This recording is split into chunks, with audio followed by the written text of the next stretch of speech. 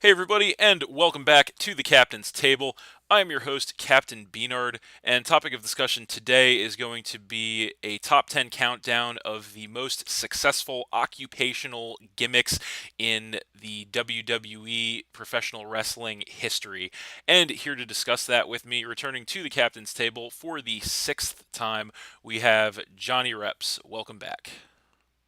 Yo, I wasn't even keeping track. I didn't realize there was that many, but hi. Yeah, a lot of two-part, podcasts involved in that. So, All right. anyway, so basically, what we're gonna do here is we are analyzing a specific part of professional wrestling. Obviously, the WWE, the largest professional wrestling company in the world, and we're taking a look specifically at what is referred to in the business as occupational or full-time job wrestling gimmicks.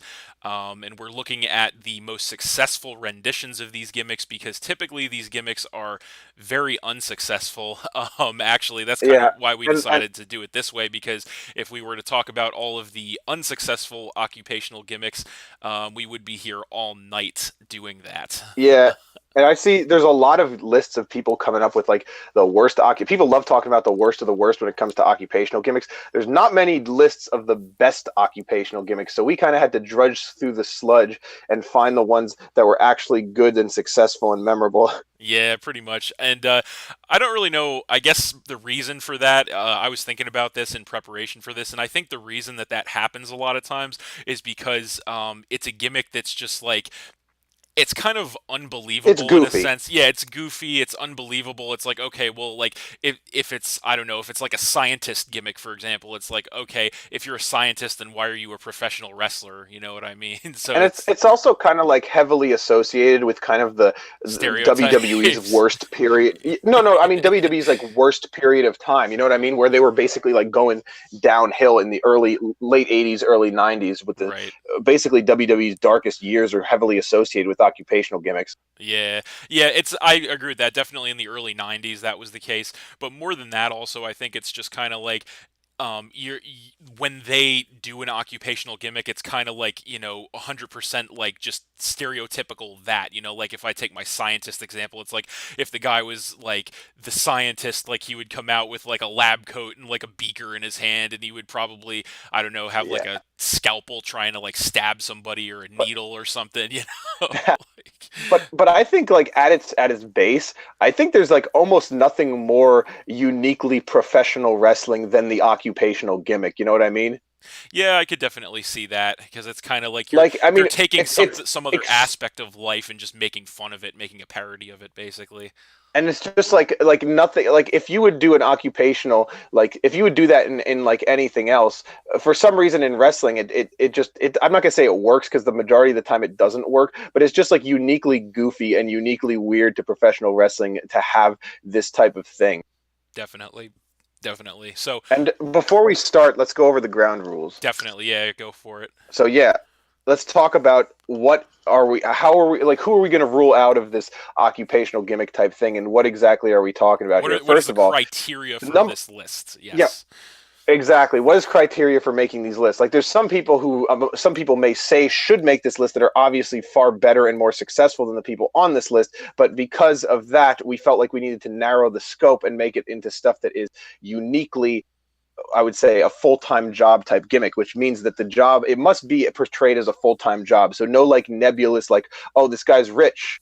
That doesn't count. That's not like a specific job. It has to be a specific full time job. Yes. The wrestler, it must be presented as they are X by day, wrestler by night. So they need to be, I don't want to go into any specific examples because I don't want to give away people off our list, but it must be listed as like he is a this by day, this by night. I'll give an example because he's obviously not going to be on a best of list. Would be like Fantasio, the wrestling magician. He was a wrestler by day, or sorry, a magician by day, a wrestler by night. So he Yes. counts. He's available for the list. Yeah. If Or it's the someone, Repo if they're Man. presented, yeah, Repo Repo Man. He's a Repo Man. He's a Repo Man. That's his gimmick. Yeah, Yeah. that was I gotta say Okay. that was one of the most infamously bad ones in my opinion. Is that just I was just like, why does this Shout out to exist? shout out to Simon from What Culture. But it says Yeah. you okay. The next thing is it must be an integral part of their character. So it can't be someone who's just like good at something and they don't have a specific job. Like if they're a wrestler, but they're also a good singer, it has to be like their specific occupation, and it has to be an integral part of their character. It can't just be like something mentioned in passing. This is what we were actually arguing about this, and we came to the determination. This is why we would not include John Cena as a rapper in the list, is because he was kind of presented originally as just like a Vanilla Ice wannabe poser, and not like he rapped to pay the bills or he was like a legitimate rapper or anything like that. It has to be presented as like that is an integral part of their character and that is like their main occupation, right? Definitely, yes. So Next is yes, it has to be and this specific. yes, and it has to be it has to be main part of the gimmick. Yes. And this one, the next criteria, and this is a very important one because this actually rules out a lot of people, is it cannot be a wrestling related gimmick. It needs to be something that is uniquely and distinctly different from wrestling, and also not really an entertainment gimmick either. So we kind of ruled out like movie stars and actor type gimmicks with this, Yep. like The Rock or like The Miz would be ruled out by this. But also this rules out anyone who is a manager, an owner, a booker, a COO, or anything like that. Or a And fighter, additionally, that's a people big who have one like too, as wrestler or well. fighter gimmicks, because there's just so many people. If we included wrestler and fighter gimmicks in here, like you could have like Fit Finley, or like Wade Barrett was like a bare knuckle boxer, or Brock Lesnar is a UFC fighter, Kurt Angle is an Olympic gold medalist, right? We can't, Exactly. because wrestling This is has a the lot big of one. Yeah, people. this is definitely the big one because, and this is the defining trait, I think, that I don't know if a lot of other people do it when they're qualifying these things, but we definitely are, is that the full-time job has to have absolutely nothing to do with professional wrestling or fighting or, being an athlete or anything like that. It has to have nothing to Yes, do with any of that, or and I else it think would that's be what just makes too these gimmicks closely like you. related. Yeah. Yeah, to just having a wrestling gimmick, right? So it's I think that's what makes this list, and actually what makes the occupational gimmick unique, is the fact that it is kind of extremely random and arbitrary. Like you can have a wrestling plumber like TL Hopper, Oh right? God. Yeah, another on the Yeah. worst of. Yep. 100%. Yeah. And finally, the last two things is we're only taking into consideration the portion of their careers where they were in the occupational gimmick. Like, for example, Ed Leslie, who is Brutus the Barber Beefcake, had like 45 different gimmicks. And when considering him for the list, we would only take into consideration the specific His like 2 years occupational. as as Brutus the Barber. Yeah. Yeah, that's the only part of his Or career that would whatever be it taken was. into consideration. Yeah, Yeah. and the final thing is we're looking at the gimmick only and not the person or people, because in some cases multiple people may have played the gimmick. The Yes. person or people behind the gimmick is not being looked at. Like if the person's a racist, or if they're a terrible person, or if like they've had like personal financial ruin, but the gimmick was really successful, we don't care about that. We only care about how successful the gimmick was in and of itself. And Right. now just some qualification criteria. We didn't really, this wasn't like a scientific process, but No, not some at of the all. things we That's not the way considered we do things here at when the captain's not table. not at all. But actually, it was this one was actually pretty well. We did a pretty good This job is of kind of yeah, we've stratifying these probably guys. prepared more we are more well prepared for this than we have been for probably any of the others. So yeah, the criteria that we're looking at, I'll take it from there. As far Yeah, as what we use to qualify or quantify how good success, they are. yeah, is not in any particular order, mind you, but whether or not they've made it in the Hall of Fame, how many championships they've won while under that gimmick, the crowd response to that gimmick, kind of how that Right. gimmick was booked, also the longevity of the gimmick as well, like how long did it last. Those are some very important And also factors. just another thing that's kind of like an intangible that we talked about was their kind of their place in wrestling history. So Mhm. that's why a lot of the more recent ones get like lower ranking, is because they don't really have a place in history yet. Yeah, you'll notice that a lot of these are 90s gimmicks mostly. There are a couple modern day ones that we felt deserved to be on here, but most of these are, from Your back in the 90s that granddaddies. have, yeah, exactly, that have kind of, because, well, but there's a couple different reasons for that. It's not only because so the newer gimmicks haven't withstood the test of time yet, but it's also to the fact that the 90s were more the time and the place for the full-time Yeah. job gimmick. It wasn't like it's not really a thing nowadays anymore. It was more of a dated thing. So Yeah, you the don't see a lot occupational of gimmick people doing definitely it had it. anymore. Yeah, the occupational gimmick definitely had its boom in the '90s, and it's waned off ever since. Not, I mean, there's still actually, when we were doing our research, there's been a significant number of occupational gimmicks in the past like 10 years. Of course, most of which were bad. Just like in the '90s, most of them were bad. But they're actually the occupational gimmick is not quite dead yet. No. So I think that pretty well covers everything. So with all of that being said, we are finally going to go ahead and get this list started here. So as I mentioned, it is a top 10, and we are going to do them from 10 to 1. 10-1. So coming in at number 10, we have...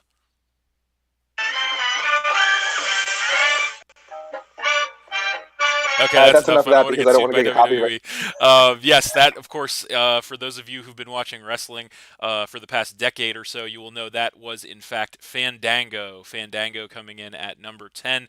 Of course, his gimmick, ballroom dancer by day, wrestler by night. Now, The man formerly known as Johnny Curtis. yes, now that was an even more unfortunate time in his career, but nonetheless, so Fandango And actually... you know how good, hold up, you know how good and or bad this list is going to be when Fandango makes the top 10 because Fandango Yeah, Fandango, we're talking about a top 10 most successful list, and you have Fandango on this list, who, granted, has not had the greatest success. He hasn't won any championships. He's obviously not in the Hall of Fame. So obviously those aren't going to be, factors as far as us quantifying him and his success. However, we felt after discussion he did deserve a place on this list just due to the fact that, believe it or not, at this point, Fandango, it's I want to say 8-9 year career with WWE at this point. Specifically under the Fandango gimmick, it's been like 8 years, I think, or maybe even shit. 9. I don't know. Actually, incorrect. I have the Wikipedia page. Sorry, my dog was busting into the room. I actually took the liberty of doing the research because I'm the research guy. Yep. And Fandango debuted. Actually, I don't know if you remember, but he debuted at I don't know what WrestleMania number it was, but it was WrestleMania in 2013 against Chris Jericho. Remember? Oh, that remember that his first match. Oh yeah. Yep, his first match was 2013 against Chris Jericho at WrestleMania. Yeah, that was WrestleMania. I was like, it could have been 2012. And actually, it's funny you should say that because I think that was actually the WrestleMania that I attended live. It just feels like longer ago, folks. So. Wow. So you were there live, and Fandango debuted. Like, from my understanding, because actually that was just around the time I was getting back into pro wrestling. He had a huge, he was over basically just because of the Fandangoing. Yes, right? yes. And how was the response for him? Do you remember? Yes. Do you remember? Yeah, Fandangoing was everybody would wave their hands or whatever to his song. It was really stupid, exactly. but it was basically a meme. Yes. It was basically a meme. So, when you were there, what was the response to Fandango? It was. Do you remember? Yeah, it was pretty big, honestly, if I remember correctly. Like, obviously, he's fighting Chris Jericho, so Chris Jericho was obviously... Who had the bigger pop? Him? It had to be Jericho. It had to be Jericho. Honestly, it was Jericho. But I'll tell you what, there were a lot of people into him back in the day. So he had, this comes into crowd reaction is the primary thing that we're using to justify him being up here is the fact that he had an enormous following in the crowd, enormous reaction, and he was a good worker in the ring too. Still is, although currently out on an injury. And his ballroom dancer gimmick is not as much of a thing anymore now that he's in a tag team. But nonetheless, shout out to the Fashion Police. But nonetheless, so and Fandango. Another reason why I think he's on the list is because he's been in WWE for 6 years and he's been basically mostly a lower mid carder. But like you said, he was pretty over for a time, and he's still. I mean, the Fashion Police still is actually kind of over, even now, or even up until when they were injured. Yep. And they've been. I mean, they never won any titles, but they've been in tag title matches, and he's. I don't know if he's had any big. They've had the Fashion Files, which is their own little web show that they had. And by the way, he just edged out Ed Leslie, aka Brutus the Barber Beefcake, for this spot simply because I believe he actually the Barber. I think Fandango has actually had more longevity as Fandango than Brutus the Barber has, which is fucking weird, but it's true. Well, not only that, but neither of us could really think about anything to say about Brutus the Barber either. So that was the other reason. Yeah, I mean, if realistically, if both of us were maybe 10 years older, we'd probably appreciate him more. But as it is, he didn't make the list. But we're not. And I think that's pretty much. Yeah, I think that's pretty much all we have to say about Fandango. Yeah, I would say so. That pretty well wraps him up. I think these entries are going to get a little more, involved as we go up the list. We'll have more to say And about these, but substantive, because we're going to list their accomplishments and stuff, and like he has not had any really accomplishments other than being around for a while yeah, and being a exactly, little over. exactly. So, flowing in that vein, we're going to move on to number 9, and coming in at number 9, we have. That's right. Yes. So number That 9 is is Elias on the list. Another modern day. Actually, I think the only other modern day occupational gimmick that we have on this list. Of course, Elias is a musician by day, wrestler by night. Not the only one on this list, which we'll get to a little bit later. And and in all honesty, certainly not the first what I one. want to say about Elias, Yes. yeah, what I want to say about Elias is we were kind of debating on whether or not to include him with the list, and I think the one thing that kind of put, because I was the one who was kind of like not sure, and I think the one thing that put me over the edge is that they actually released like an actual album. Yeah. Elias actually released an album, so I'm like, okay, I guess it counts. Yes. Yes. He But does count. at And the same I'm actually time, a pretty at big the same time, fan. Yeah. John Cena released an album and we didn't count him. So I guess we should probably make the distinction of why we included Elias on this list and not John Cena. Maybe Yeah. you could tell us. Yeah, I think the biggest reason, because this is getting into the nitty gritty of the list, the biggest reason is that Elias's gimmick has always been presented as he's a musician first, a wrestler second. That's all. That's the big thing. Yeah, And in John Cena's case, when he was going through his rapper phase back in 2003, 2004, very, very entertaining stuff, of course. But it was always his rap gimmick was always presented kind of as secondary to to him being a wrestler. Like he was presented as a wrestler who would rap and talk shit about his opponents to piss them off before the match, which is incredibly entertaining. Obviously, it was some of the best stuff of the time, in my opinion. But that doesn't really make the cut for what the specific things we're looking for on this list. Because well, yeah, and at the same time, like I said, the main reason why I say Cena wouldn't qualify and Elias does is because Cena was portrayed, at least when he started out, he was only really portrayed as actually like a legitimate rapper for maybe around a year, like when he released his album, and then he shortly after that became Super Cena and forgot about the fact that he ever rapped. Yep. And before that, he was pretty much just like they considered him like a Vanilla Ice wannabe, like he was more of like a poser of a joke type character or a guy who just like kind of tried to like slam battle rap on his opponents, but not Yeah. like he actually was a legitimate rapper or like he rapped to pay the bills or anything like that. It's just Exactly. that he kind of like rapped on his opponents. That's just kind Exactly. of part of like what he did when he was wrestling. It's not Right. like So this one it is all wasn't in the like presentation, basically, of the character. So that's where this one yeah, falls, is pretty much in the presentation of the yeah. character. But So back to specifically, Elias, I would mhm. have to say that he definitely deserves his spot on this list, in my opinion. Kind of for the same reasons that Fandango made it onto the list, except for more so because the crowd reaction for Elias has been much more consistent and I think more positive and more long lasting than that even. He's very over with the crowd. He's been doing his thing for several years now, and with really no signs of slowing down. The fact that he's been a heel the overwhelming majority of his And the career and face. still managed to gain the fanfare that he has been, pretty remarkable. And we talked about this too before, but I think Elias definitely marks himself as an outlier in the modern era, just based on who he is, what he does, and what kind of reaction he can invoke from a crowd. Um, Yeah, I would say the reason why I say Elias should be over Fandango on this list is a few things. First of all, he actually WWE put the money into making him an actual album. That's one thing. yes. Two is I believe he's been over for longer and more consistently than Fandango ever was. Yeah. And three is he actually has one accolade from WWE. He received their 2018 Breakout Superstar of the Year award, which Roman Reigns received in 2014, I believe it was. Yeah. So that just tells you what they think of a lot. They probably think of Elias in a lot of ways. They might think of him as like a potential, the next. I'm not gonna say he's the next Roman Reigns, but like Not at all. he got the same. He got the same. But he got the He same got the award same that Roman got, acknowledgement from the right? company. Yeah, he's getting acknowledgement from the company. I think the one big thing with Elias is, again, Elias is on a higher level, and he's had more main event spots. Like he's been in main event. Like he was in the Chamber, right?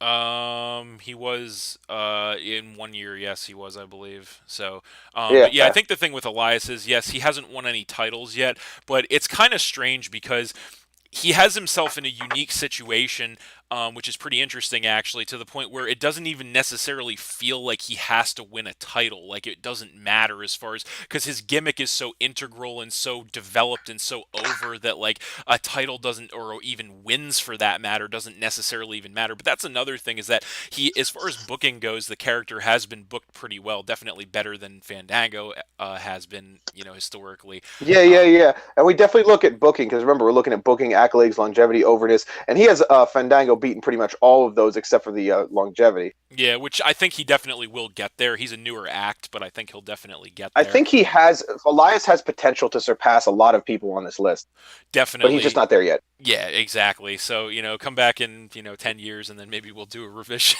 and then maybe he'll be higher up. But anyway, Right. You um, ready to move on? yeah, I think that pretty much well covers Elias, Ready though. But yeah, he's definitely a treat in the modern era. Definitely, a special attraction, I think, and that's why he definitely deserves the acknowledgement on this list. But moving on, we're gonna go up to number 8, and coming in at number 8, we have.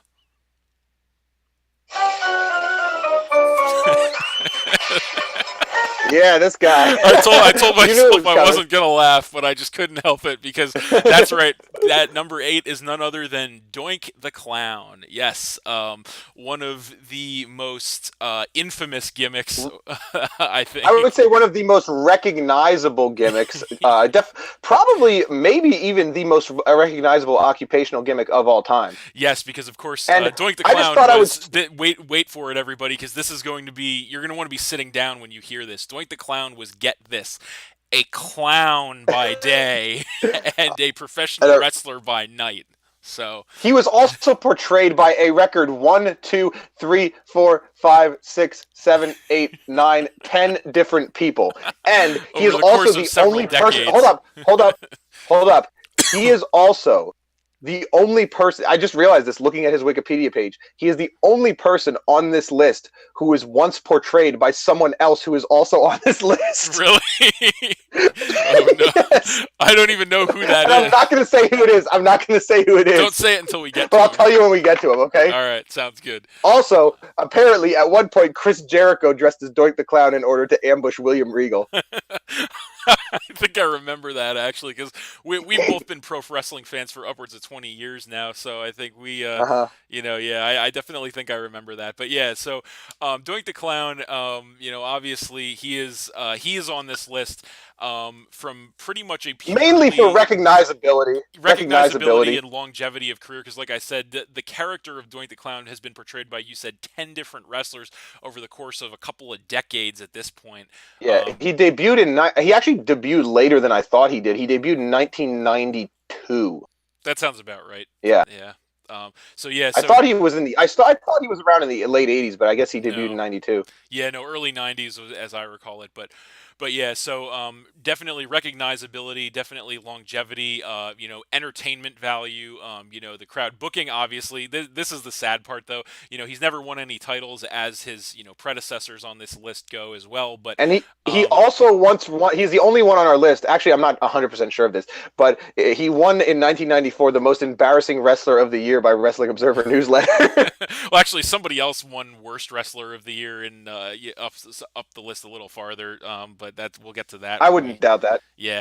But yeah, Yeah, so so you're seeing how great this list is already. yeah, we're at number 8 on a top 10 list of successful. That is the key He word. also on the And same we year and it's received Doink the worst feud Clown. of the year, worst feud. Hold on, worst feud of the year, and also worst worked match of the year in the same year. Who was that But I got against? to be honest with you, the main reason it Hulk was Hogan. him with Dink, Pink, and Wink versus Jerry Lawler with Sleazy, Queasy, and Cheesy. What?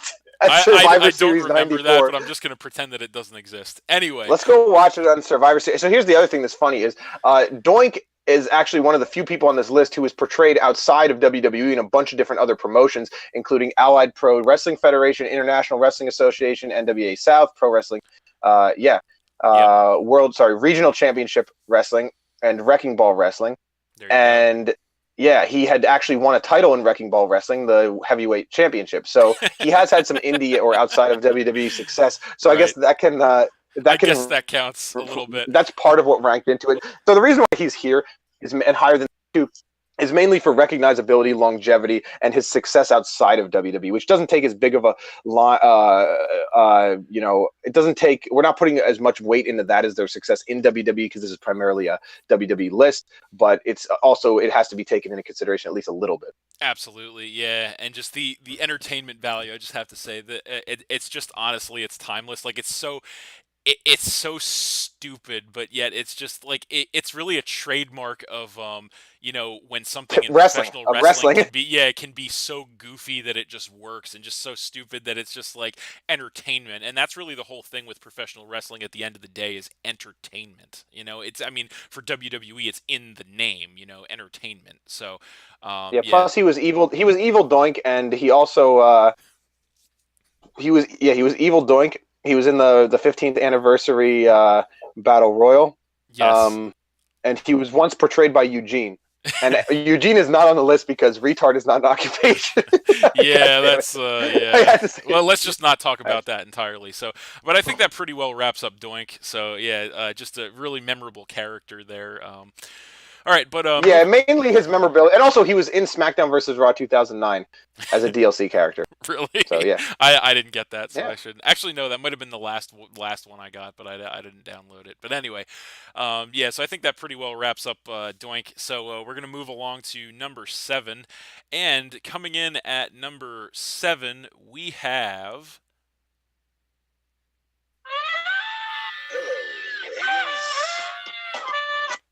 And There it we all is. know who that is. Yeah, so of The course, wrestling. Yeah, yes, who is number he? Who is 7, he? of course, is Val Venus, who, unfortunately, of course, was a porn star by night, I guess you would say, wrestler by day. Hey, they never actually said that. Well, did they ever actually say that? They're like he stars in adult films. I think that's how they put it. Yeah, I think I don't think they could come right, even in the edgy 90s era. I don't think they are the infamous Attitude Era, which is widely regarded by most as the best era in professional wrestling. I don't think even then they came right out and said that, but we all knew what it was. So, um, but yeah, Val Venus. So he, he's actually, I think, the first person on this list to actually have held titles, if I'm not mistaken, or titles in WWE anyway. And yeah, and he is also the first person on this list whose sister apparently married Adam Edge Copeland in 2001 and then divorced him in 2004. Interesting. I did not know that, but yeah. But it Um, says, hold on, it does say citation needed okay, so on who the knows if Wikipedia that's true? article. So that, yeah, who knows if that's true? Yes, but from our expert Wikipedia journalist here, Jonny Reps. So, so yeah, Val Venus. I mean, he had one of those gimmicks, obviously with his porn star gimmick, where he would come out to the ring with his towel. Adult film actor. Whatever. He would That's his come out to gimmick, the adult ring and film actor. he'd come out in a fucking towel, and he'd make out with some chick from the crowd, and it was Or his sister. yeah, I don't know. Or no, or Ken Shamrock's sister. That's what it was, Ken Shamrock's sister. Was it? Do you remember that? Do you remember that uh when he was dating Ken Shamrock's kayfabe sister? No, it was something like Ken Shamrock's kayfabe sister was like in a porn with him or something, and Ken Shamrock just came out every week looking pissed at him. I very vaguely remember that. And like, no, his sister's name was Ryan Shamrock, and the name of the porno was Saving Ryan's Privates. Wow. Yeah, I don't remember This all is that. like I don't know if this is true, but it definitely is. But this has Vince Russo written all over it. Yeah, pretty much. But yeah, so very edgy, obviously in your face gimmick. It's one of those gimmicks that's just like this couldn't have existed in any other place and time in wrestling but the late 90s and WWF at the time / WWE. Like there's no, like, this wouldn't have happened anywhere else, and it was just, I think it's on the list based Because he on, actually held a title. That's why he's above the yes, other people. You know what's funny? It's hard to find people who had occupational gimmicks who actually held titles in WWE. well, because that's because how many of them were so bad that it was hard to That's to do it. pretty much only the top 7 on our list are like the only occupational gimmicks who ever actually held gold in WWE. Yeah, pretty much. So it's yeah, but yeah, Val Venus, he's Wait, do you almost count tugboat? Is tugboat an occupational gimmick? definitely not. I'm gonna say definitely no. He's a tugboat, though. Yeah, but that's His yeah. job is that he's a tugboat. Uh, no. I don't know. Dude, I gotta be honest with you. One of my favorite things about wrestling, occupational gimmicks are one of my favorite things about wrestling. I've noticed. Yes. Yeah. No, they are definitely a very entertaining part, or can be a very. I mean, even the bad ones can be a very entertaining part of the business. Absolutely. Um, but yeah, so Val Venus, he held, like we said, he kind of earned his spot here for holding titles, really just being memorable because no one had ever really done anything quite like this before or since. Let's just go over. Let me go over his I think titles. He that's a held. good thing, to be honest with you, like that no one else has ever done Yeah. anything like this before. You know what's funny? I remember my exact reaction the first time I saw Val Venus when he came out with a towel was like, is he wearing anything under that towel? And I'm like, he's not going to take that towel off. He better be wearing pants. He better be wearing something under there. That was literally like the first thing I thought. I think I definitely was thinking something similar to you at the time of seeing that. Yeah, I was like, please let there be some. I think I remember the first time that I saw him get into a fight when he was, because like I don't know if it was maybe Kane or somebody came out and attacked him, and I was and like he went down, and I was like, please God, let there be something on under that towel, and there was, of course, and I was like, okay, thank God. Yeah. It works perfectly because of the wrestling trunks. Like the towel is like it's like ingenious. Like, I don't even know. Like, do porn stars wear towels? Yeah. It perfectly covers the wrestling trunks, so you would never know until it falls off. So. Yeah, so I just wanted to go over his accomplishments. He was a one-time WWF European champion, a two-time WWF Intercontinental champion, and actually a one-time World Tag Team champion with Lance Storm, which I do not remember that at all. Yeah, me neither. Yeah, and then additionally, I will say that one of the reasons why he is on this list also is because Val Venus I was actually watching some of his Attitude Era matches not too long ago, and Val Venus is actually a legitimately good worker. He actually won, or he actually ranked 25 in the top 500 singles wrestlers in PWI Illustrated in 1999. 29, that's pretty freaking high. And you got to think, like, 99 was a time when guys like The Rock and like Triple H and like Benoit and like Guerrero and like Mysterio, which are some high caliber workers, were around, right? Undertaker, and he made 20 Big Show, to mention others, but yeah, that 100%. Big Show wasn't really a great worker like back then, but I don't think he ever got to the point of that great work. But 25 is for a guy who was a mid-card guy in WWF and who was a mid-card guy with gimmick, the kind of gimmick that he had. Yeah, like 25 on that list is pretty good, because usually like occupational gimmicks and stuff like that get goofy, like adult actor gimmicks and such get shafted on stuff like that. So that's not a bad accolade. Right, and another thing I want to mention about him before we move on is the fact that he actually had a pretty long-lasting career as well, albeit in the Chief Morley. Yeah, well, I want to say because we're only looking at the Val Venus phase of his career, obviously. I think that he lasted up until like the late 2000s. I think actually he was still wrestling matches like up until like 2007, 8, 9. I think somewhere around there. So yeah, he's also interesting. He toned his gimmick down severely post Attitude Era, which was the right thing to do, I think. But yeah, he was basically just this weird bald guy who wore a towel, and then and he's also from. The final thing I want to say is also interesting note. He's from Canada. That's about it. He's actually from Oakville, Ontario, which is very close to where I live. Interesting. No, I did not know that. But yeah, actually, I think very appropriately, speaking of gimmicks like that, I think our next entry that pretty much wraps up Val Venus pretty well. But I think our next entry is someone also who I've an always lumped. Entry. Yeah, I've also always lumped these two guys together, and you'll see why for a second, because we're on to number 6, and coming in at number 6 we have.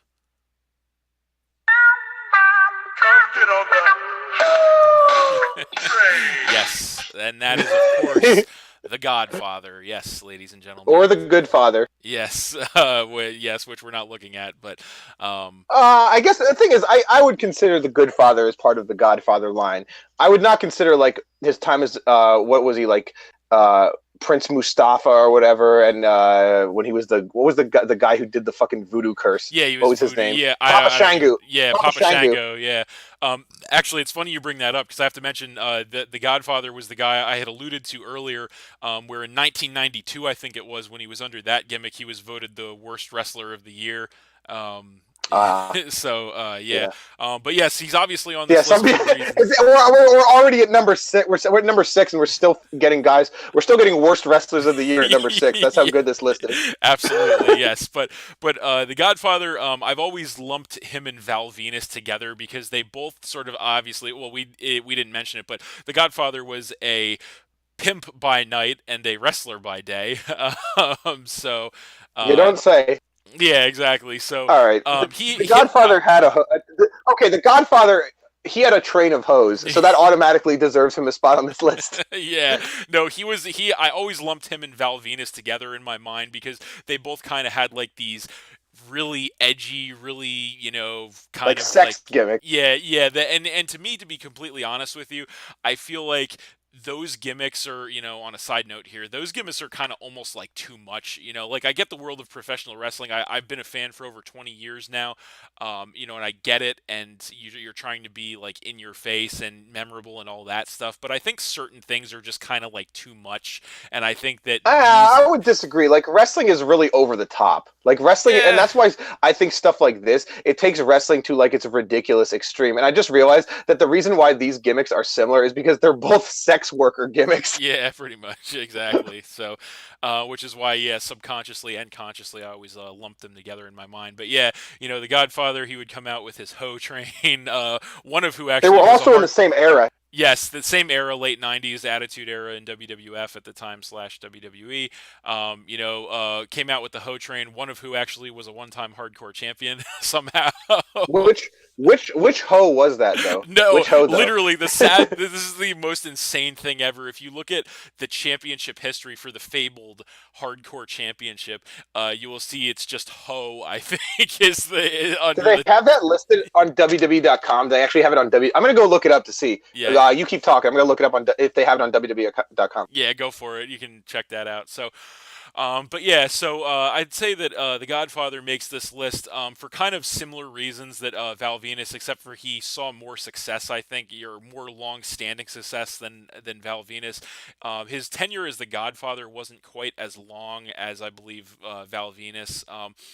But he had won a couple titles. I think you said he had won the Intercontinental title and the tag team title, and he is actually also a Hall of Famer. The Godfather is as of a couple of years Yes, ago. he is the first person on this list who is a Hall of Famer. Yes, he is, and he had, like I said, he did have his gimmick was very memorable. It was very edgy. It was very in your face. It had a very large crowd reaction.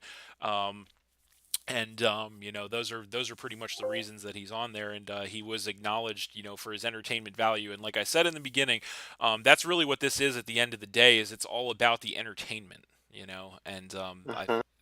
that's why he's here. So, were you able to find that or no? Still looking. I I'm oh here we go. Do you know what year it was? Because apparently there were two lineages of the Hardcore Championship. Apparently there's I don't know. one pre '99. Hold up, let me look for it. It was probably My pre control F. twenty Oh, four here we go. seven rule and post 24/7 rule. This was definitely during the 24/7 rule. It's listed as Godfather's Hoe. That's literally what it's listed Yes, as. that's what it is. May Yep. Oh yeah, she had the title on May 15th, 2000 for less than one day, and then immediately lost the title to Crash Holly. I think. Wait, no, Gerald Briscoe. Sorry, Gerald Oh Briscoe. She God. beat Crash Holly for it, and she lost it to Gerald Briscoe.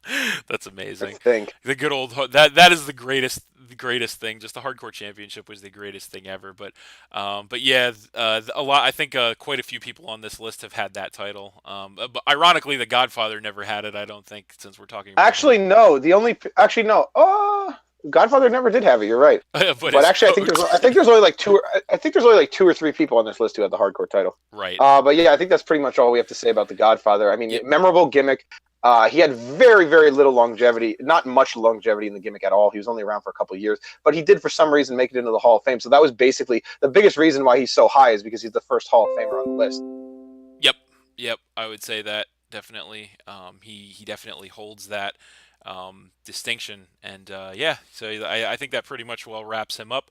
So we're going to move on, and we are now in the top five. And coming in at number five, we have.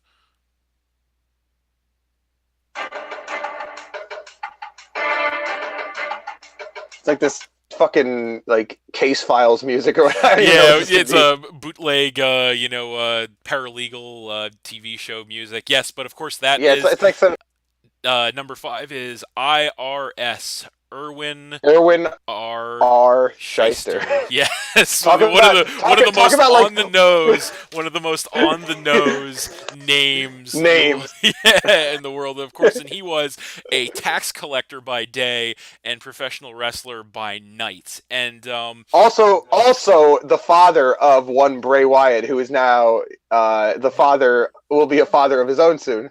Willie, oh, maybe that's where he's been the last year. But yeah, Oh, you no. didn't hear about that? He impregnated JoJo. Oh, really? No, I actually didn't hear about that. No, that's interesting. Um, but yeah, so It just came he's out a not couple only the days father ago. of one Bray Wyatt, but also the father of two Bo Dallas. So, Right, who's less relevant, even though Bray Wyatt's not relevant. yeah, exactly. So, but no, but enough about them. We're talking about IRS. So, A IRS. former, a former amateur wrestler who was actually the Eastern Intercollegiate Wrestling Association heavyweight champion in 1981, the first legitimate wrestler on this list. I was just gonna say it took us to the top five, folks, but we are finally to legitimate successful, Wrestlers. legitimately, credible wrestlers. So, Yeah, and um, also the original Doink the Clown was Big Josh, so yeah, same guy. as But back IRS. about talk about back to no. I'm saying the original Doink the Clown. The guy who was Doink the Clown was I forget his name, but he was also Big Josh Oh my in god. in WCW. Oh Who was my god. he was like a wrestling lumberjack. But Yeah. anyway, So anyway, back to back to IRS. IRS. Obviously, his gimmick again. He actually had a very pretty tenured career.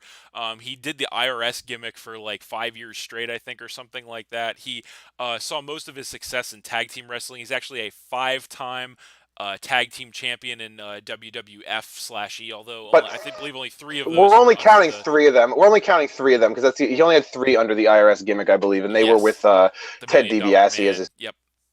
Yeah, and also he was actually a singles competitor, and yeah, he debuted as IRS in 1991, Yep. and his finisher was called the Write Off. Yes, And, very on the nose as well. Yeah, and a lot of yeah, his yeah, the other thing with him, again, entertainment value, as we mentioned before, with a lot of these gimmicks, or pretty much all these gimmicks, longevity. Did have championship success as well. He was actually, as you mentioned before, he's actually a legitimate wrestler and a good one at that. I think he was yeah. on. I don't know if you still have his page up, but I was looking at it earlier, and he was ranked in the PWI wrestling rankings. He was also ranked pretty high in a few years back in the day as well. Um, Yeah. so Well, let me see here. Oh, it says he was. Oh yeah, Pro Wrestling Illustrated actually ranked him at 26 on top 500 wrestlers of 1994. Which, by the way, Val Venus was one spot ahead of that at 25, but that was in 1999. yes, It's amazing to think because in my mind, IRS and Val Venus are like a generation apart. But it's amazing to think that they were 5 years apart. They were both ranked that close on the PWI Top 500, just yeah, 5 years apart. good workers. You got yourself some good Like workers. 5 years ago, think 5 years ago, Roman Reigns was still being fucking pushed down our throats too much. Yeah, Like, yeah, but now it's okay. things do not change anywhere near as fast as they used to. Now it's Yes, okay because he had leukemia. yes, exactly. So, but yeah, so but back to IRS again. He just had I think another thing that he gets a lot of points for on this is originality as well, because we've never seen before nor since we've never seen anything like this before. As actually a lot of these gimmicks that we've had on this list have had that distinction. But yeah, Do like we consider his time when he was as VK Wall Street on Nitro? Is that considered part of the time? that was just a ripoff Is of that the IRS gimmick, I think. But Like it's like the same gimmick. It's like the same gimmick. It was only 2 years, and he didn't have anywhere near as much success. I was gonna say, yeah, it was just he teamed.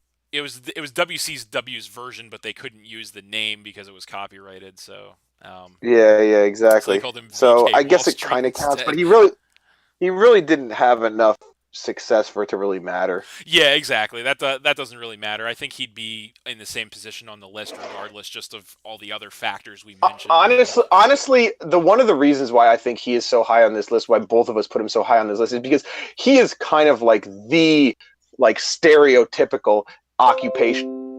His name, everything about him, like from his name to his finisher to just like how he portrayed his character, is all like so on the nose and so ridiculous, but it somehow works. You know what I Yeah, mean? And he was right smack dab in the middle of that like goofy occupational gimmick era. So it's like he is like really like the he's like the blueprint, poster or like boy for what we were the looking post. for in this list, Yeah, basically. exactly. He really is. Like he has some success, but really not that much. And he was just like he was hilarious, but like for all the right and wrong reasons. Yeah, exactly. Yeah, yeah. And, I actually 100% agree. a legitimately decent wrestler. Yep. Yeah, I would 100% agree with all that. Absolutely. Um, Yeah, and he was apparently in All Japan Pro Wrestling with Dr. Death Steve Williams as the world's strongest tag team, or something like that. there you go. Um, yeah, but yeah, I think that wraps him Yeah, up pretty well too. So we're gonna yeah, right. keep rolling then. So that brings us to number 4, and coming in at number 4, we have.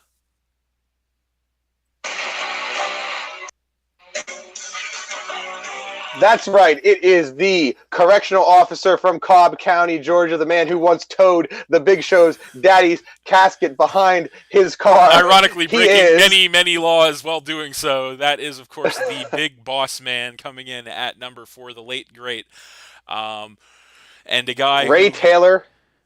Right. Yes. That's his name, Ray Taylor. Got a lot of the same things can be said about him for different reasons. Of course, his gimmick was a former prison guard slash correctional officer by day, professional wrestler by night. Another gimmick with quite a bit of longevity. He had he was around for a while in the early '90s, and he went away, came back in the late '90s Attitude Era, which was where he saw the Okay, and majority of his here is success. right. So here's the interesting thing about the Big Boss Man, aka who actually wrestled under a few different names, but whose real name is Ray Washington Taylor Jr. Yeah. He was actually a legitimate former correctional officer in Cobb County, Georgia. Yes. Yes. So Yes. his occupational gimmick, he is, I think, the only person on this list whose occupational gimmick was actually real. Yeah, it was actually his former real life occupation. Yes, Exactly. which is Yeah. pretty awesome. I think. Yeah, that was great. It's pretty rare too, because I think what we see as one of the hallmarks of an occupational gimmick is like it's so goofy and unbelievable to the point where it's obviously made up, right? Like there's no such thing as a wrestling tax collector, right? Like obviously, but like Oh, that's I mean, he actually not to was. derail us. Yeah, not to derail us, but there was actually one other thing I wanted to mention about IRS Yeah, that I forgot is the fact that after he retired full time from professional wrestling in 2004, he and his wife actually opened a security company together. So I thought yeah, that was kind of funny. But anyway, back to the Big Boss Man. Yeah, I agree with you 100% on that regard. That it's very rare to have any of these occupational gimmicks that the wrestler legitimately worked that job, but he did, and that made him so good at playing that role. yeah. Who And knows? here is another thing about the Big Boss Man is that the Big Boss Man is the only guy so far on this list who has seen success in multiple eras of WWF/WWE, and actually he existed in, I think, 4 distinct eras. He started out in WWF. He debuted in 1988 when they were still in like the wacky 80s rock and wrestling era. Yep. He survived up through the the early to mid 90s like New Generation era, he obviously changed over to being probably the most what most people know him as was the black suited like Yeah, like guy the with the SWAT nightstick. gear. Yeah, the SWAT gear and the Yeah, nightstick. back in the Attitude Era, and he even had sporadic appearances up into the early Ruthless Aggression era in the early 2000s. Yeah, that was up until right before he died, I think, actually, because he did Well, um he died in 2004. 2004, but he Yep. appeared in WWE up until 2003. Yeah, so that was right before that. Yep. So yeah, he was a very noticeable, memorable, lasting character. And long career. Like actually, Yep. he was in WWE for how long? 88 I to. think he was elsewhere in between for certain years Oh there. right. He went to he went to WCW a little bit here, but like Yeah. his career, he 88 to His pro wrestling 2000. career was very long. Actually, similarly to I think IRS, who we just talked about right before this. But he had the majority of his IRS had like a couple different gimmicks and a couple different things he did Yeah, before and Boss after that. Man was a But much more he focused, yeah, singular but type like of thing. Boss Man was around for a while, and he was most of it was just Big Boss Man or some variation of, and he was actually ranked number 23 in the top 500 singles wrestlers of 1992 by PWI. So that is 2 spots higher than Val Venus and 1 spot higher than IRS. And There he you go. also he was given the most improved by newsletter in 1987. He had the worst feud of the year in 1996. I was going to say that's the one versus thing that John we Tenta. don't want to just talk about all the peaches and cream here, because the fact of the matter is the Boss Man was involved in some god awful feuds with several different wrestlers over the course of his, not Facts, that any of that these kind of other goes along with people on the list, not that any of the other people on this list weren't, but his were particularly bad. Some of them. Yeah. So he was actually, I think he's the only person on this list so far. He might be the only person on this list at all who actually won worst feud of the year 2 different years. once, but that actually kind of speaks to his longevity. You know what I mean? Like, I don't think a lot of people were around long enough to have 2 prominent feuds on 2 separate years. Yeah, I think you're right about that. But he has had success. And those, let me just say, yeah, those 2 feuds were versus John Tenta, who, as we all know, is the Earthquake in 1996, and versus the Big Show in 1999, which was the aforementioned casket pulling incident. Yeah, that was bad. But as far as or accomplishments good, depending go, on how you look at it. Yeah, well, yeah. As far as accomplishments go, he was a tag team champion once, I believe, hardcore champion 4 times. And also a Hall of Famer. Just recently, a few years back, was inducted into the Hall of Fame. So, and he died tragically in 2004 at the age of only 41. Yeah, heart attack, I believe it was. Yeah, which was he was sad. young, and actually, when you take that into consideration, that he had a wrestling career spanning from 1986 until 2004. His wrestling career was 18 years long. Yeah. He was pretty much wrestling was his entire life outside of after he was a correction officer, I guess, for a couple of years, and then he pretty much wrestled straight from his early 20s until the day he died. Yep, absolutely, yeah. So a lot of conviction there, and a lot of. I get it, conviction. It's funny. I didn't even mean that as a joke, but I get it now. I'm actually surprised. I'm actually surprised that his feud with Nails didn't get worst feud of the year, because there had to be some really bad feud that year that won that award. Yeah. That might have been the year where Papa Shango made Ultimate Warrior vomit on fucking Miss Elizabeth or whatever. Yeah, well, let's not think about any of that stuff. But yeah, I think that that wraps up the Big Boss Man pretty well. Just very iconic. I think he's the first. Well, I guess one other thing I do want to say about him is that he's, I think, the first character that we've got to that he actually has his character or his occupational gimmick had like an air of like being like a badass evolution. Yeah, exactly. Well, I think it also, his gimmick actually had evolution. He wasn't like a one-note character. Like, he went through like different phases. Like, he started out as just like a big tough guy, and then they brought in like he's a correctional officer, and then they had it like in WWF he was kind of like a police officer, and then he teamed with One Man Gang, and then who eventually became Hakeem the African Dream, which we won't talk about that. Yeah. and then he went later on to be like the badass, like mercenary type cop with the nightstick. Yeah, yep, and I think that throughout he did have a lot of evolution, and I think that that badassery kind of, if you will, like that's something that you don't really get out of these gimmicks a lot, because as we mentioned before, these gimmicks are more like just on a goofy note or like a weird note or something like that, or like Plus, on a like an edgy note, but being like the Joe Cool type uh occupational gimmick is not something you really get. So I think that definitely fed to his popularity. He was very over. also there's that hilarious gif where he like falls out of the ring because like him and the one man gang, aka Akeem the African Dream again, Yeah. both like bounce off the ropes at the same time, and they just like destroy the ring. Like, Yes, yes, that is hilarious as well. But because they're both like fucking 400 pounds or more. But and also, I just want to go over his accomplishments or his championship I accomplishments. already He was went a over that. If in case four-time. you weren't paying attention, I already said that. But yeah. Oh, you were. Oh, sorry. Yeah. So, Okay. I guess uh, that's about all we have to say about the big boss man. Big old. Let's just have a moment of silence for big old Ray Taylor. All right, that's enough of a moment. I think Moving on. he might be the only guy on this list who's actually deceased. I believe. So Let me look at the list. Yeah, he is actually. He's the yeah, only guy on the list who's dead. yep. That actually did not affect the rankings because we just literally just realized Yeah, that. I was gonna say I didn't think of Okay. that until right now, but yeah, great character, absolutely, and definitely deserved of the placement I think on the list. But moving up the list, we're gonna get to number 3 now, and coming in at number I think he is 3. actually legitimately one of the only. Sorry, just one last thing about Big Sure. Boss Man. One of the only legitimate like occupational characters that would actually say was a legitimate great character. Like I feel like Yeah. the top five are probably the only occupational gimmicks ever that I would say were actually legitimately great characters. Yeah, I would definitely agree with that as well as a side note for the list as a whole. Yeah, but we are going to Yeah. move on then to number 3, and coming in at number 3, we have.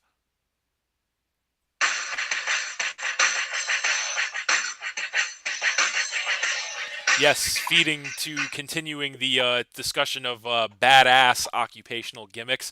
Of course, number 3, that is going to What's more be badass? then Sergeant Slaughter. Yes, number 3.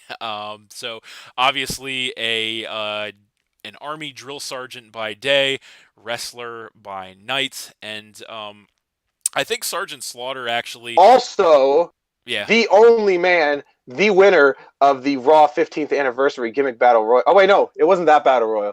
Wait, was that the one he won, or did he win the WrestleMania battle royal? No, I think he won that one. The 15th anniversary battle royal, I think, was the one he won. I don't quote me on that, folks. But I think that was. I know. I don't think he. Maybe it was. I don't remember. You know what? I'm not going to go on record and say one way or the other because I don't Oh remember. no, I just looked it up. He won the. It was the WrestleMania X7 gimmick battle royal. He. Oh no, the Iron Sheik won that one. You're right. He won the. It was the Raw 15. I think it was. Yeah. Slaughter participated. Oh no, he didn't win it. Man, I'm wrong. He didn't win anything. He didn't win any battle Well, what royals. he I did guess I win was thinking of someone. actually is with the first man on this list that we're going to mention. What he did win was the WWE Championship. He is only WWF. one. Yes, he is only one of 2 men on this list who won the top prize in the company, the WWF/E Championship. So that is. Also, he is the first person on this list whose wrestling accolades actually fills up an entire page. Yes, yeah. So we're getting toward the top here. Yes. So obviously, I think he was kind of one of the first. I think, or at least in my opinion, anyway, one of the first back in the day, because Sergeant Slaughter's prominence was really more in that late '80s. Era, I believe, and then the early '90s, like in that time period. His whole, gimmick of Yeah, being a drill sergeant and being a badass kind of thing, like that was something yeah, yeah. that wasn't really all that common back then. Was having something like that, and he had the thing like the thing that always grabbed me about Sergeant Slaughter is that he was pretty much like straight out of like a movie or a TV show. Like he was like your 100%. I mean, I know we talked about this with like IRS earlier on the list, but like he was He's definitely one of the guys who falls into that like he is like the blueprint for like an 100%, occupational yeah, gimmick. blueprint of an occupational, of a stereotypical drill sergeant, that you would think of in the For army for better like or a movie. worse. Yeah, for better or worse, in a movie or a TV show. And that was very, very drawing. That was a big draw. So he was a Also, great the fact that character. they had the fact that they had like the balls, which is something that WWE very seldom has, especially back in the day, to make him a heel character. Like they actually turned him heel at a time when like everybody was like all pro military, and they made him like what they make him like a sympathizer with like what in the Gulf War they made him like a Yeah. fucking Middle Eastern Yeah, sympathizer or yep, whatever. yep, That like yep. that is something like that was like way more edgy than anything that they would have at the time. You know what I Yeah. mean? Oh, 100%. Yeah, and it worked. It worked great, honestly. Like the amount of heat that he could get from doing that was incredible. And I think that fed to his making risky moves like that paid off, fed to the longevity of his career as well, because he was around for quite some time. He had a lot of success and a lot of fanfare, both good and bad, a huge crowd reaction, both positive and negative, depending on whether he was a face or a heel. And I don't know if you still have his accomplishments pulled up. I know, as you mentioned, WWE Right. He actually had champion. a lot of stuff outside WWE. Like he was a AWA American champion, a AWA British Empire Heavyweight champion, a Central State Wrestling champion 3 times, a Maple Leaf Wrestling Heavyweight Championship. It says parentheses Toronto version, Mid Atlantic NWA United States Heavyweight Championship twice, NWA World Tag Team Championship 1 time. NWA America's champion once. He was an NCW, that's Northeastern Championship Wrestling heavyweight champion once. NWA Tri-State champion once. Or Tri-State Tag Team champion, sorry. Yep. He also won Pro Wrestling Illustrated's Most Hated Wrestler of the Year in 1991, which is actually a good thing, especially because he was a heel. Yep. And that was around the time of his Iraqi sympathizer gimmick. Yep. Most Inspirational Wrestler of the Year in 1984, which is like literally on the opposite end of the spectrum. Yeah, exactly. So I think it's pretty impressive that Sergeant Slaughter is probably the first guy on this list who was like a super over babyface and also a super over heel. Yeah, he's And definitely had the most impressive career of anyone that we've come to, and not just. I think he's the first person on this list that we can say not only had a legitimately impressive career for a guy with an occupational gimmick, but just a legitimately impressive guy with a legitimately impressive career period in professional wrestling. yeah, he Because also like went all into the the Hall of Fame success in of all these. 2016. Yes, actually, because all the success that we've been talking about everyone else on this list, up until this point has kind of been relative. Like you can say, oh, well, these guys had their own, successes here and there, but I think definitely Sergeant Slaughter's the first one on the list that you could say he legitimately had a very successful professional wrestling career, as you just mentioned, spanning a very long time as well. Yeah, PWI ranked him as the 36th top 30 or number 36 in the top 500 wrestlers in 1991. He was inducted in the Hall of Fame in 2016, which I think was the same year as The Godfather or someone else on the list was I believe inducted it the was same year the as Boss Man. Boss Yeah, Man. yep. Yeah, Who we Boss just Man. previously talked about. Yep. So, Right, and which he I was. think Oh no! Sorry. He was inducted into the Professional Wrestling Hall of Fame in 2016. Sorry about that. He was inducted into the WWE Hall of Fame in 2004. Long before that, I was just and he gonna was say, also wait a minute, something doesn't add up here because I seem to recall he's been in the WWE Hall of Fame much longer than that.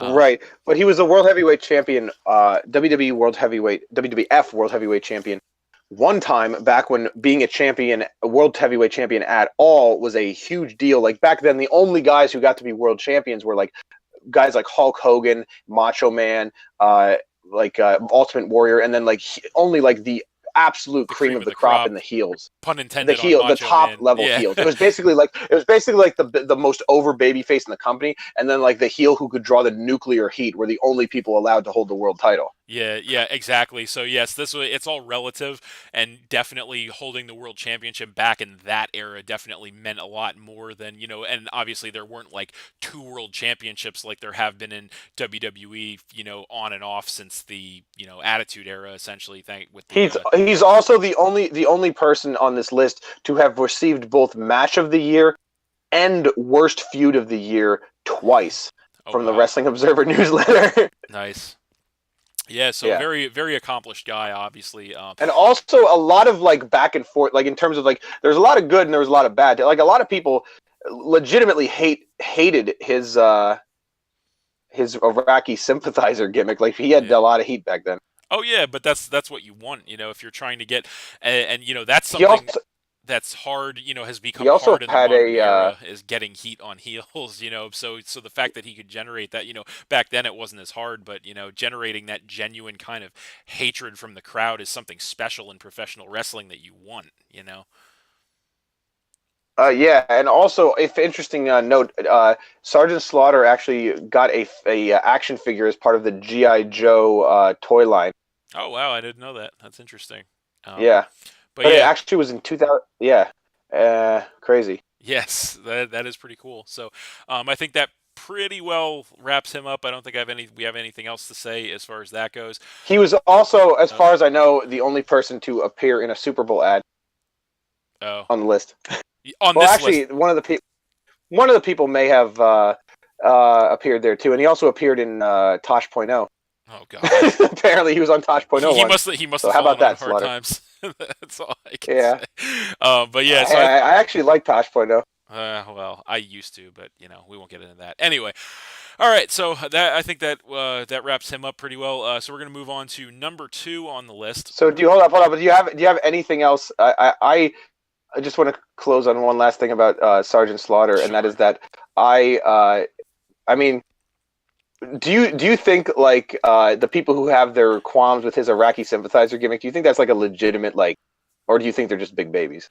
Uh, yeah, I don't know. To be honest, I can kind of see both sides of the coin. To be honest with you, like I can see like okay, because the thing about professional wrestling is it's basically a live action TV show, live action movie. Where the guys do their own Yeah. stunts essentially. Like So people don't get mad at fucking Jason Momoa for like fake raping people, like in Game of Thrones, yeah, right? exactly. So so I can definitely see that. Like I can see in some aspects in professional wrestling, specifically in WWF, WWE, sometimes they take things too far, and I can understand people not liking that. But to be like all up in arms about it is a difference. Is different. So I don't know. I think it's all that pro America stuff that's everywhere. But anyway, yeah, sure. Sergeant Slaughter, yeah, one of the all time greats, and not just one of the all time great occupational gimmicks. I feel like he's actually, like you said, the first guy on the list who is actually a legitimate all time great. Definitely, 100% agreed with that. Um, So yeah, now finally, we're gonna move on to number 2 on the list, and coming in at number 2, we have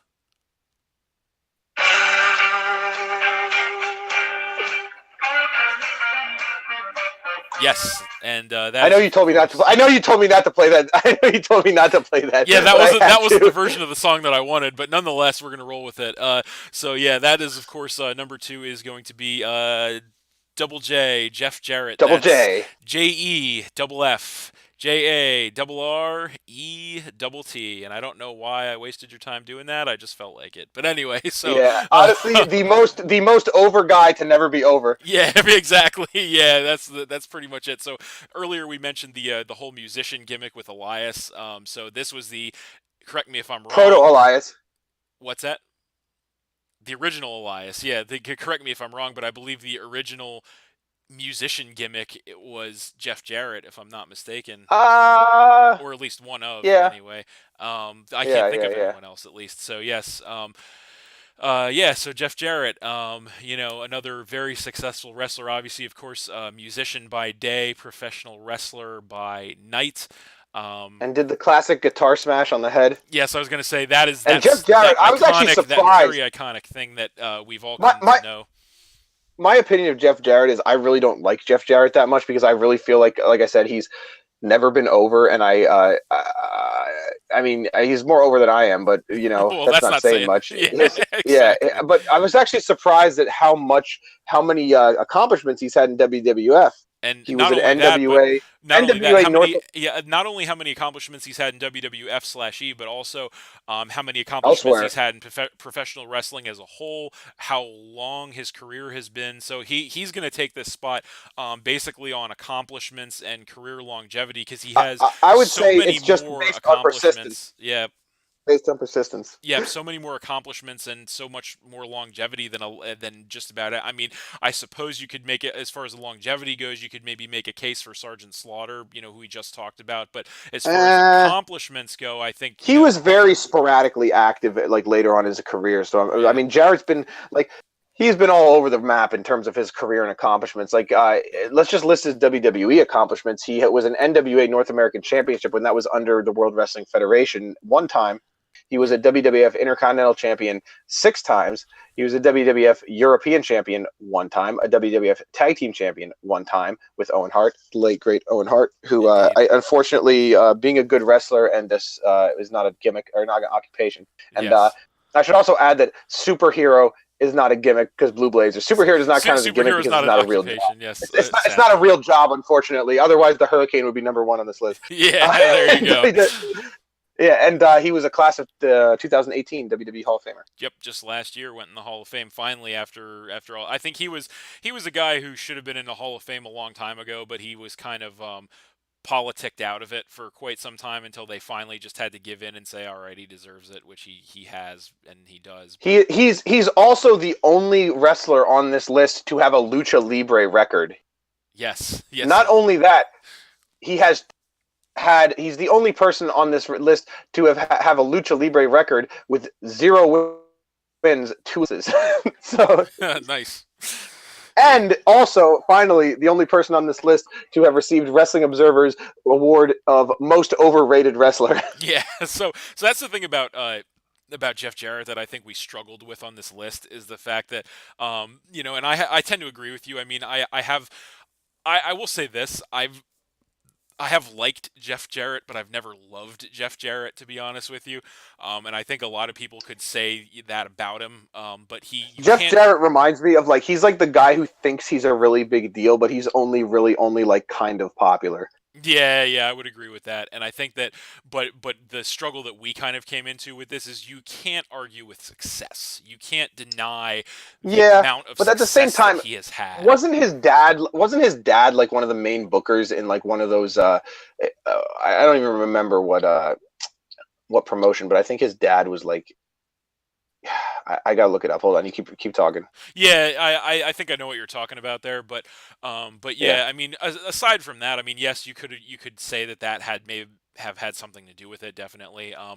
But aside from that, I just think that like I said, you can't argue with success, and Jeff Jarrett has definitely had a ton of success. I mean, you just listed off just what he accomplished in WWF/E, but he's had so many more championships and accomplishments in other wrestling promotions as well as a lot of these other guys have had. But he's just had so many more that I think that you really can't deny that. But not only that, but I think that the whole musician gimmick thing that he kind of made popular or made famous, if he wasn't the first one, I don't remember anyone before him. But he definitely popularized it, and over And the he had the course of Road Dogg as his roadie. yes, and over the course of a very long career, made that whole thing very iconic. Like the guitar smash, you said, like that's one of the most iconic things, historically is a huge thing, and that was his thing. You know what I mean? And that's what Elias kind of does these days, who we talked about earlier on the list.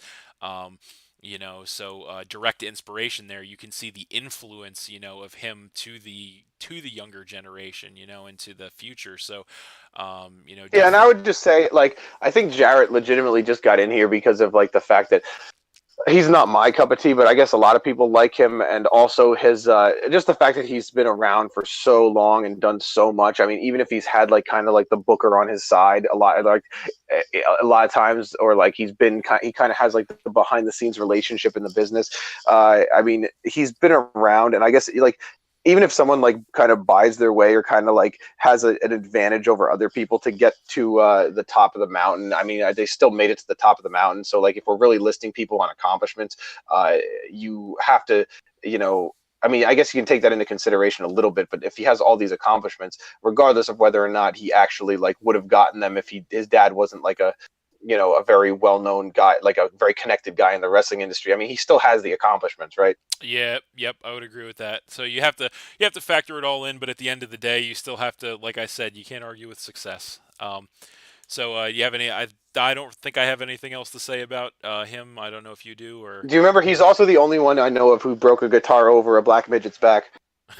I don't remember that actually. That was in But WCW. yeah, that's probably why I don't remember it. So, Of course, of course. Your response to that was, I said that was in WCW. Your response to that is supposed to be, of course it was. yeah, yeah, it should have been. Yes, the great storyline writing.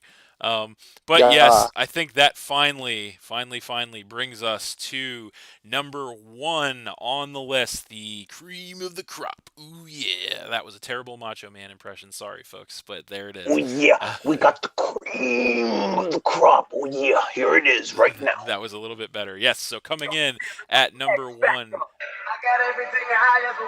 Oh What wait, no, the not that one. hell is that? Definitely not the X Factor. Oh This is the God. actual number one. Number one.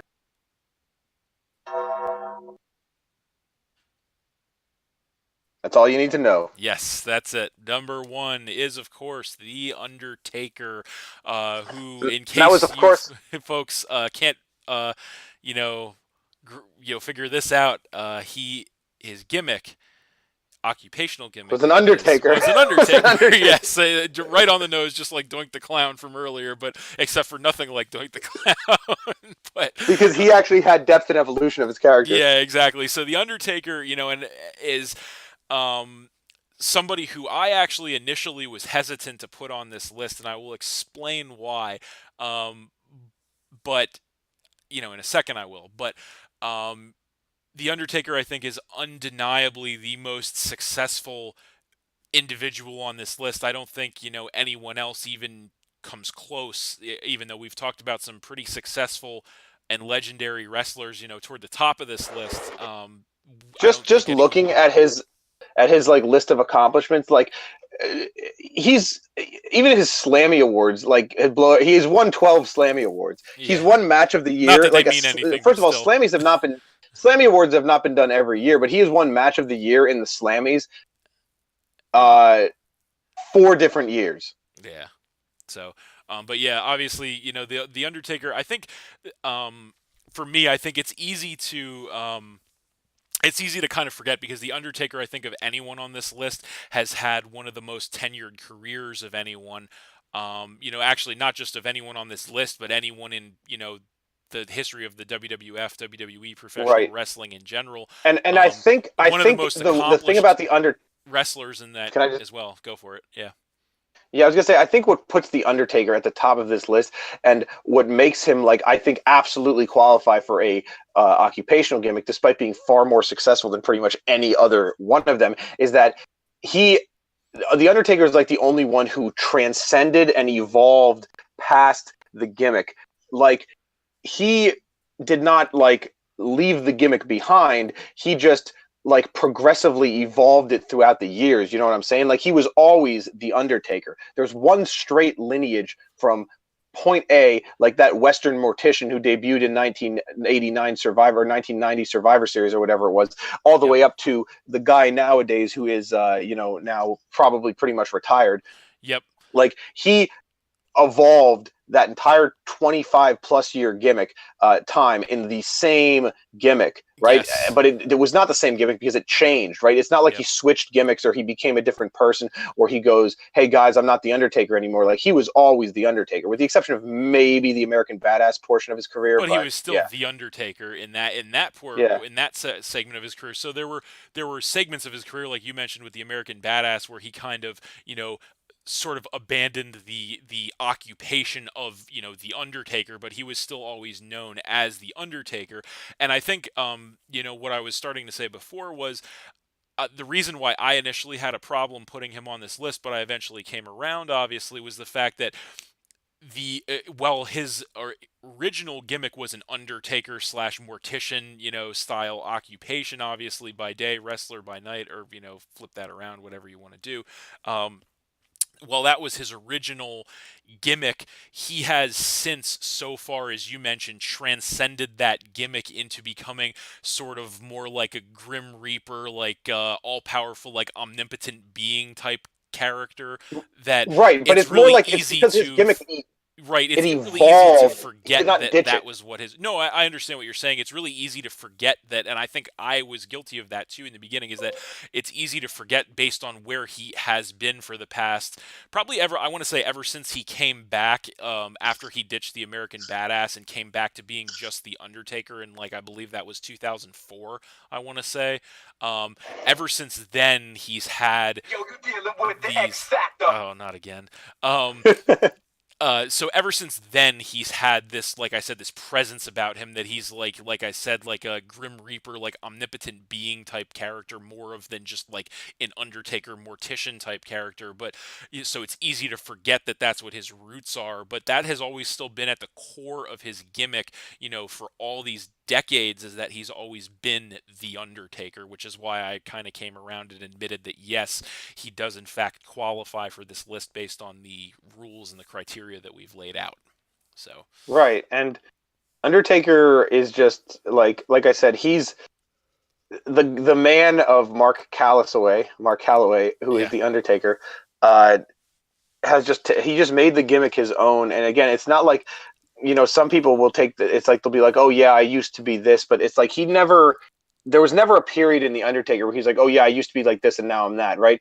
he it was just a constant, like it was like a road, it's like a path that he took throughout his career of evolution that just continued from day one until the end of the career. And it's not like, I mean, the fact that he's an Undertaker kind of became an irrelevant part of his gimmick, let's be honest, later on. yep, But like in the beginning it was definitely like a a centerpiece. central part of the gimmick. Yep, But the fact that he basically used that as like a springboard to literally become one of, if not like legitimately, if we're just talking specifically in wrestling, he may be like in the conversation for the most successful or best wrestler of all time. oh, absolutely. And I agree with everything you said, and I would definitely make that argument because on a personal level, I have to say that The Undertaker is probably my personal favorite professional wrestler of all time. I think that his commitment to his company and to his craft and to everything is 100% undeniable, 100% legitimate. He has, been there for, years and years. Now he's semi-retired, yes. But he has devoted so much time and effort and so much of everything to his craft and to himself and to his company. And he in my opinion is definitely in the conversation for greatest professional wrestler of all time, if not winning that conversation. And this is all just spawned off this crazy Undertaker slash mortician occupational gimmick that it started. That seemed crazy at the time.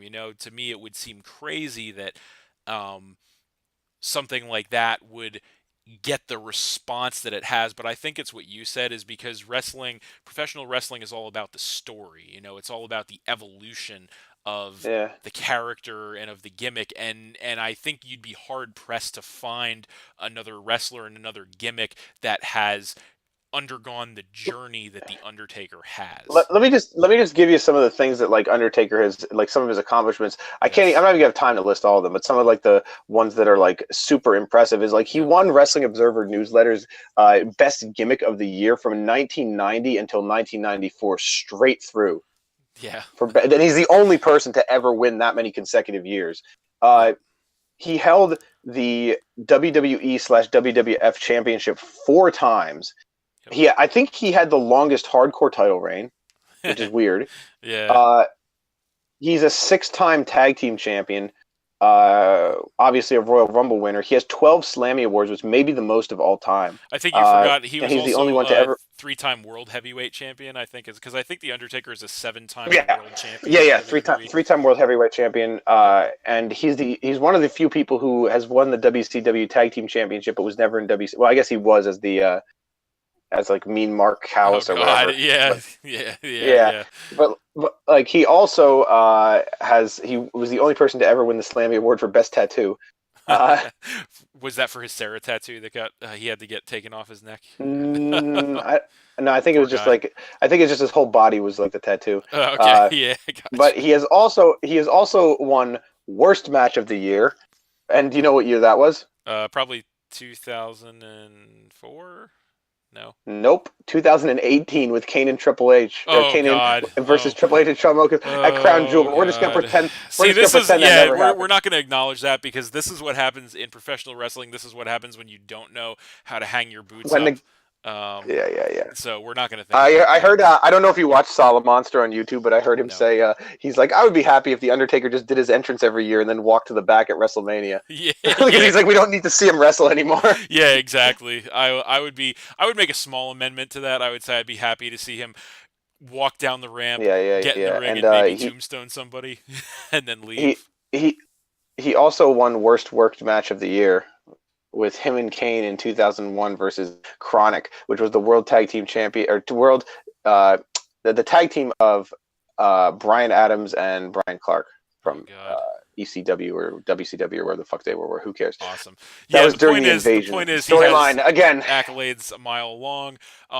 Pretty much everything we said good and about bad. yeah, pretty much Like everything we said everything you about could do in everyone wrestling. else on the list we could say about the Undertaker. The longevity, the impact, the crowd reaction, the accomplishments, but we could say that all tenfold about the Undertaker. Essentially, what goes without saying. Which He's done it all, good and bad. exactly, which is why he definitely belongs at the top of this list. The and most and successful. despite all of the good and all of the bad, just a lot of bad. There's actually a lot of bad in the Undertaker's career, which is funny, but a lot of good, a lot of bad. He's still remained consistently over his entire career. He's 100%. probably the guy who has remained the most over in the history of wrestling. Period. I would probably agree with that, yeah, because you think of whoever else could make that argument, who are Weren't long-standing, around as long. yeah, exactly. Maybe Hulk Hogan, but Hulk Hogan has been around like all over the place, right? Well, not only that's the other thing that I mentioned about the Undertaker is the fact that he stuck with one company pretty much essentially from 1990 when he debuted till we're in the year 2019, and he had his last match last. Who knows if he's going to wrestle again, but he had a match as recently as last year, so that's almost 30 years, with the same company straight. Hulk Hogan, I think I would argue, and there were points in Hulk Hogan's career where he was not over, even though that's a different conversation for a different time. But yeah, I think there's no, as far as occupational gimmicks, but not just that, but as far as just everything in the world of professional wrestling would not be the same without the Undertaker. So definitely the most successful, hands down, the most successful occupational gimmick in professional wrestling history, in my mind. So, Ja, um, 100% agree. yep. You have So anything yeah, I else you think want to that say about closes the out the Undertaker? list. You're good. Yeah, I don't really have anything else to say about it. He's just done so much. It's like he's done everything. Yep. You Yeah. know. So I think that pretty much wraps everything up here. So, thanks for watching again, everybody. Hope you all enjoyed. Please hit that like button, leave a comment, and/or subscribe if you did enjoy, and stay tuned for more new videos in the future, more episodes of What the the Captain's hell is that? Table. What? Sorry, that was my bad. That's all Yeah, I good. got you. I got you, Thank dog. you. Yes, thank you again to Jonny Reps for joining me once again to talk about this very strange and obscure yet entertaining topic that we have here. So, And um, maybe we'll come back next time and we'll give you another wrestling related list if you really like this one. maybe we'll see what happens. So, that's it, and we'll see you next time.